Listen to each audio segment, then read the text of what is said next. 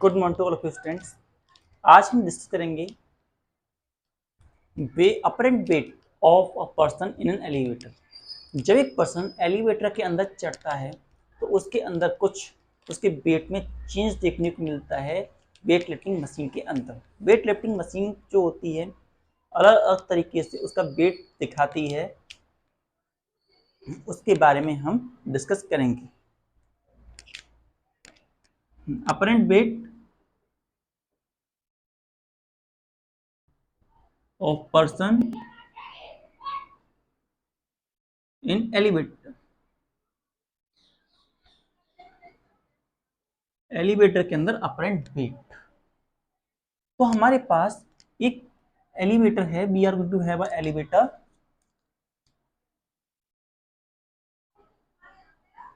It is going to be elevator, we are going to have. इसके अंदर हमने रखी हुई है एक मशीन, वेट मशीन। यहाँ पे हमारा एक पर्सन जिसका वेट मेजर होगा वो है। अभी हमारी पहली कंडीशन हम लेंगे। फर्स्ट हमारा जो ये है, यहाँ पे रेस्ट में है ये। It first it is in the state of rest. ये हमारी रेस्ट की स्टेट में है। तो जब रेस्ट की स्टेट में है तो यहाँ पर इसका वेट W और इस को एक W फोर्स लगेगा। और W जो होता है, अगर हम इसका मास मान लें, we are going to take mass of the person m, और एक्स टू ग्रेविटी जो रहता है g के बराबर है। एक्स टू ग्रेविटी g के बराबर है और मास ऑफ द पर्सन m है।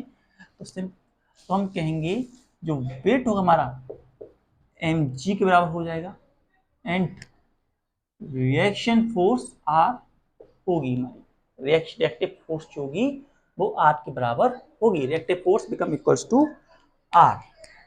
नाउ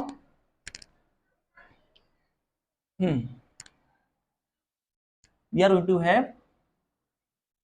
नेट फोर्स होगी R minus M G. R minus M G जो होगी वो हमारी जीरो के बराबर रहेगी, क्योंकि नेट फोर्स जो है इक्वल एंड अपोजिट लग रही है, क्योंकि कोई भी चेंज नहीं है। तो ऐसी कंडीशन में R बराबर एम जी रहेगा और R बराबर एम जी होने पर जो R की वैल्यू है हमारे पास एम जी आ जाएगी। मतलब कि वेट में कोई चेंज देखने को नहीं मिलेगा हमें। नाउ इन सेकेंड केस में यूनिफॉर्म मोशन, हमारी जो एलिवेटर है उसमें यूनिफॉर्म मोशन है। In the elevator there is uniform motion. Elevator के अंदर हम जो देख रहे हैं वो यूनिफॉर्म मोशन है। तो यूनिफॉर्म मोशन के केस में हमें क्या देखने को मिलेगा? It's the elevator we are going to have. Here we have weight lifting machine there, here, and here person is standing. Now it is going to move with the uniform speed. तो acceleration zero हो जाएगा। इसके अंदर जो ऊपर की तरफ acceleration होगा वो जीरो हो जाएगा। तो ऐसी कंडीशन में जो वेट W और रिएक्शन R जो होगा उसकी वैल्यू हमारे पास आ जाएगी। In this case R minus M G बराबर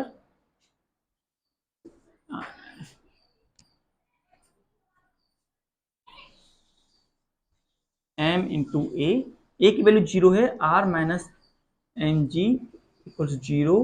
तो R की वैल्यू हमारे पास एम जी के बराबर हो जाएगी। तो इस केस में भी जो हमारी R की वैल्यू है वो एम जी के बराबर रहेगी। तो चाहे बॉडी रेस्ट में हो चाहे यूनिफॉर्म मोशन में हो, दोनों ही कंडीशन हम इसी में जो हमारे वेट हैं उसमें कोई चेंज नहीं आएगा।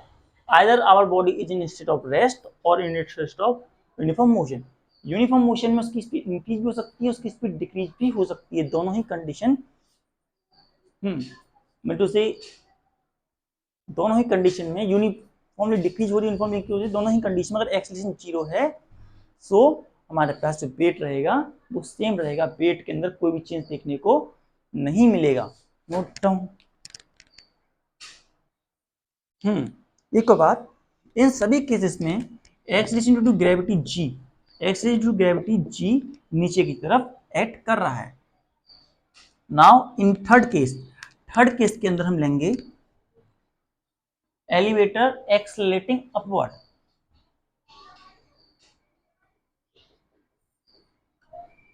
Elevator accelerating upward. जब हमारा एक्सेलेटर ऊपर की तरफ एक्सेलरेट होता है, मूव करता है, तो हमारी वेट लिफ्टिंग मशीन किस तरीके से वैल्यू शो करती है।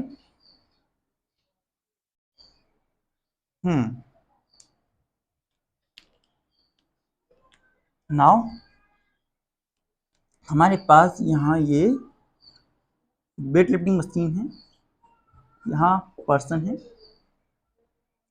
जो एक्सेलरेशन है it is going to be upward, और यहाँ पर एक्सेलरेशन ड्यू टू ग्रेविटी नीचे जा रहा है, यहाँ पर जो वेट ऑफ द पर्सन और ऊपर रिएक्शन फोर्स, ये सारी बातें हमारे पास हैं। So just a minute. जो इस पर्सन को अपवर्ड फोर्स एक्सपीरियंस करने को मिल रहा है, upward force experience by the person F जो है एम ए के बराबर है। सो ये ऊपर की तरफ जा रहा है, तो आर में से हमारा एम जी सब्ट्रैक्ट हो रहा होगा, R minus M G, and total equal to F. ऐसी कंडीशन में अगर हम एम जी को इधर ले जाएं तो हमारे वेट जो होता है वेट लिफ्टिंग मशीन में कितना आएगा, एफ प्लस एम जी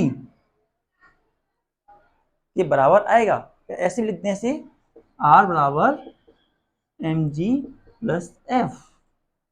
एफ जो है हमारा एम ए के बराबर है, तो आर की वैल्यू हमारे पास आ गई M G plus M A, M G plus M A के बराबर वैल्यू आती है, और दोनों में से एम कॉमन ले लें तो हमारे पास वैल्यू बन जाती है, यहाँ लिख देते हैं R equals to M G plus A, M G plus A. तो हम क्या देख रहे हैं, जब एलिवेटर ऊपर की तरफ मूव करता है, जो अपरेंट वेट होता है, apparent weight is going to be more, apparent weight जो होता है वो ज्यादा होता है then actual wait.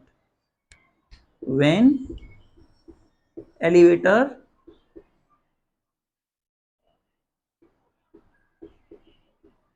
move upward, then apparent weight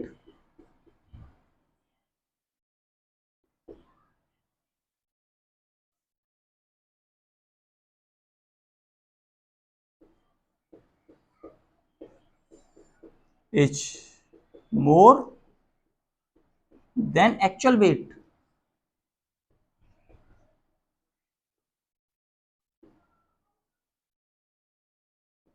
जो एक्चुअल वेट होता है उससे ज्यादा वेट हमें देखने को आता है।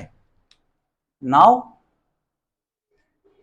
थर्ड केस, अब हमारा एलिवेटर एक्सेलरेट होता है in downward direction.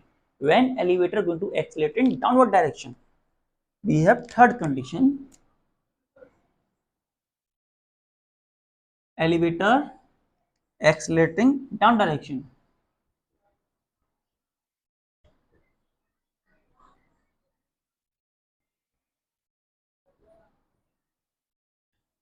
in downward direction,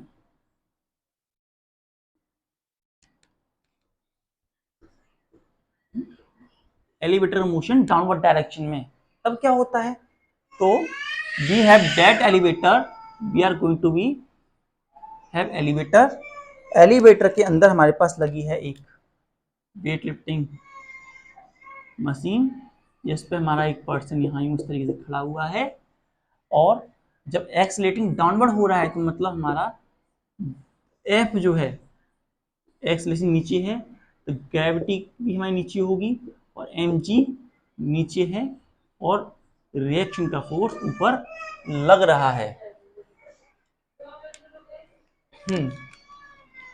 ये सारे नीचे की तरफ आ रहा है तो एक्सलेशन भी नीचे होगा। तो ऐसी कंडीशन में जो हमारी mg वैल्यू है उसकी वैल्यू ज्यादा होती है as compare to force of reactant. तो हमारी नेट वैल्यू जो निकल के आती है वो हो जाती है, अगर हम कहें फोर्स के लिए इस केस में, तो ये हो जाती है mg में से हम रिएक्टिव फोर्स को हटाते हैं और तब हमें मेन रिजल्टेंट फोर्स ऑब्टेन होती है। मतलब कि जो mg नीचे की तरफ आ रहा है, mg नीचे की तरफ आ रहा है वो ज्यादा होगा, इसकी वैल्यू कम रहेगी। Value of this is going to be reduced, इसकी वैल्यू जो है रिड्यूस हो जाएगी, वैल्यू गेट रिड्यूस्ड। सो जो हमारे पास r की वैल्यू होगी, फिर वो r की वैल्यू हमारे पास क्या बनेगी, r की वैल्यू हमारे पास बनेगी नेगेटिव इधर होगा f माइनस एम जी, और जब इसे r को 10 से इधर ले जाते हैं तो r बराबर एम जी माइनस का f, M G minus F करेंगे तो हमें रिएक्टिव फोर्स मिलेगी, और f बराबर यहाँ पर हमें जो f है, f जो है ma के बराबर मिलती है। तो रिएक्टिव फोर्स में क्या होगा, mg माइनस ma, तो r की वैल्यू हमारे पास हो गई mg minus a, it's a value of r। तो इसको देख करके हम क्या बता सकते हैं, इसे देख करके हम कह सकते हैं कि अपरेंट वेट, जो अपरेंट वेट है हमारा जो हमें उसमें दिख रहा है, is going to be less than actual weight when the elevator comes down. So देखते हैं, apparent weight is less than actual weight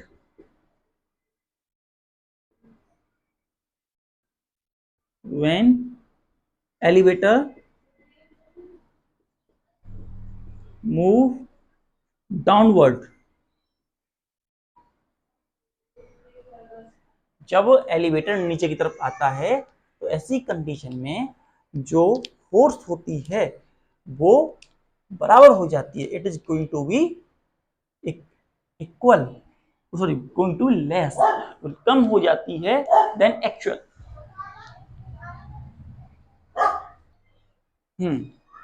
now 1 2 3, it's a fourth condition, not a third condition, it's a fourth condition। Now in fifth case, fifth condition देखेंगे। Fifth, इसमें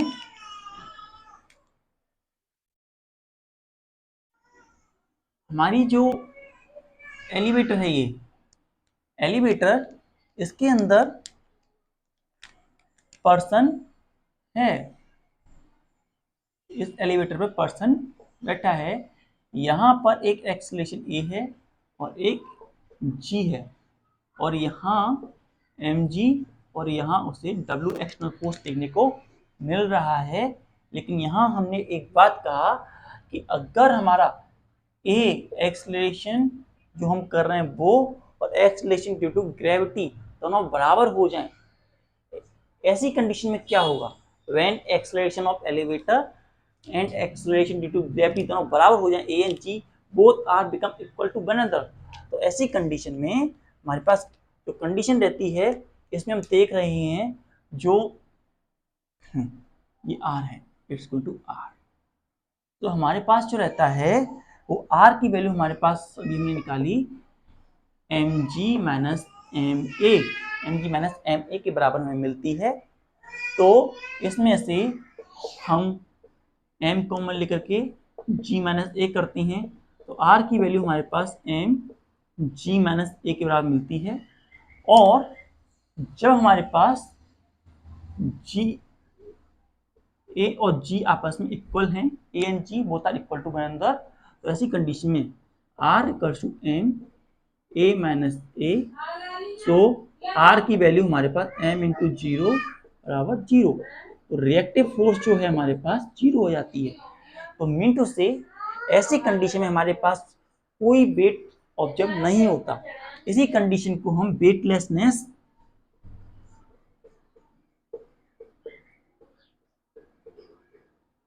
और free fall कहते हैं। Free fall कहते हैं इस condition को, weightlessness और फ्री फॉल की कंडीशन कहलाती है। तो ये हमारे एलिवेटर की 5 कंडीशंस थी। So note down.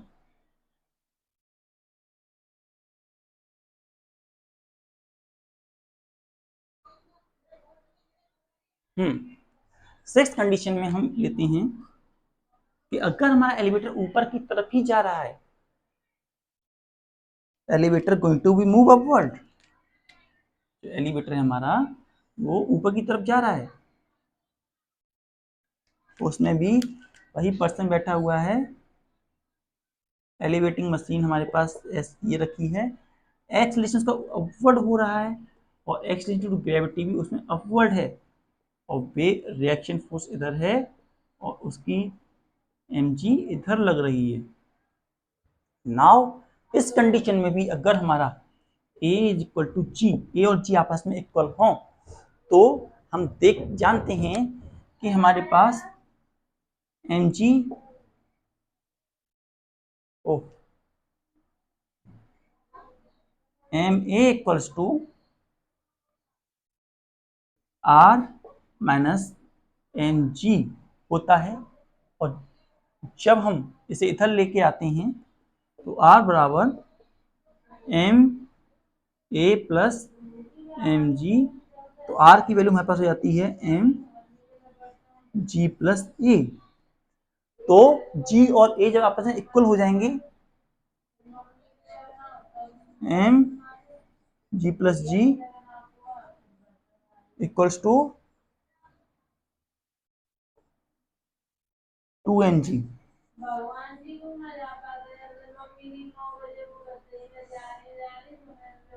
तो हम क्या देख रहे हैं कि जो मास है वो डबल हो जाता है ऐसी कंडीशन में, अगर दो एक्सेलरेशन ड्यू टू ग्रेविटी और एक्सेलरेशन ऑफ द एलिवेटर दोनों बराबर हो जाएं और तब ऊपर की तरफ जाए, तो मास जो होता है डबल हो जाता है। तो इस तरीके से जो हमारा एलिवेटर होता है उसके अंदर मास जो होता है पॉइंट टू पॉइंट वेरी करता है। Note down.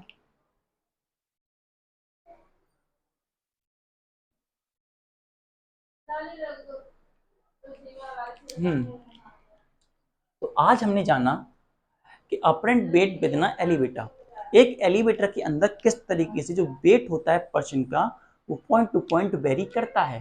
पहली कंडीशन में हमने देखा कि जब हमारा एलिवेटर रेस्ट की कंडीशन में था, उसमें कोई भी मोशन नहीं हो रहा था।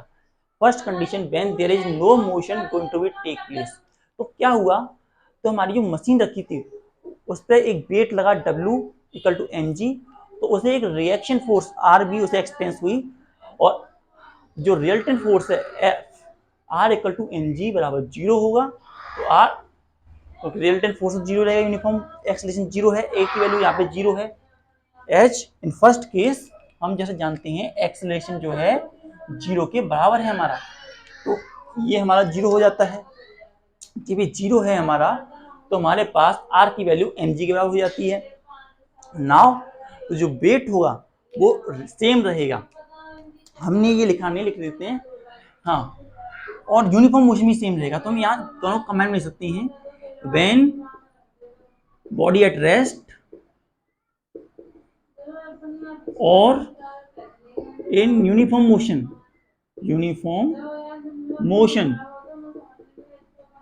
then there is no change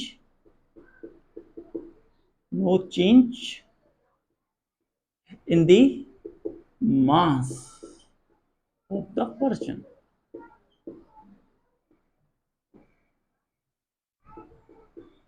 हाँ, तो मतलब जब एक बॉडी रेस्ट में होती है या यूनिफॉर्म मोशन में होती है तो ऐसी कंडीशन में उस बॉडी के वेट में कोई चेंज नहीं आता। There is no change going to occur in a body when it is in rest और इन यूनिफॉर्म मोशन। जब एलिवेटर एक्सेलरेट होता है अपवर्ड विद, हाँ एक्सेलरेटर अपवर्ड डायरेक्शन में होता है, तो ऐसी कंडीशन में जो वेट होता है एलिवेटर का वो ज्यादा नजर आता है as compare to actual weight. जो उस पर्सन का एक्चुअल वेट है उसके कंपेरिजन में एक्चुअल वेट से ज्यादा वेट नजर आता है। नाउ एलिवेटर एक्सेलरेटिंग इन डाउनवर्ड डायरेक्शन। जब एलिवेटर डाउनवर्ड डायरेक्शन में आता है तो ऐसी कंडीशन में जो अपरेंट वेट होता है पर्सन का वो एक्चुअल वेट से कम हो जाता है। Apparent weight is going to be less than actual weight. वहीं थर्ड कंडीशन के अंदर हम ये देखते हैं कि जब एक्शन ड्यू टू ग्रेविटी और एक्सेलरेशन ऑफ द एलिवेटर दोनों सेम हो जाती हैं, देन उसे वेटलेसनेस की कंडीशन का एक्सपीरियंस होता है, फ्री फॉल की कंडीशन, इसे हम फ्री फॉल भी कहते हैं। वहीं अगर दोनों अपवर्ड जा रहे हैं, ए और जी की वैल्यू बराबर अपवर्ड जा रहे हैं, तो ऐसी कंडीशन में मास ऑफ द बॉडी ट्वाइस हो जाता है। Note down.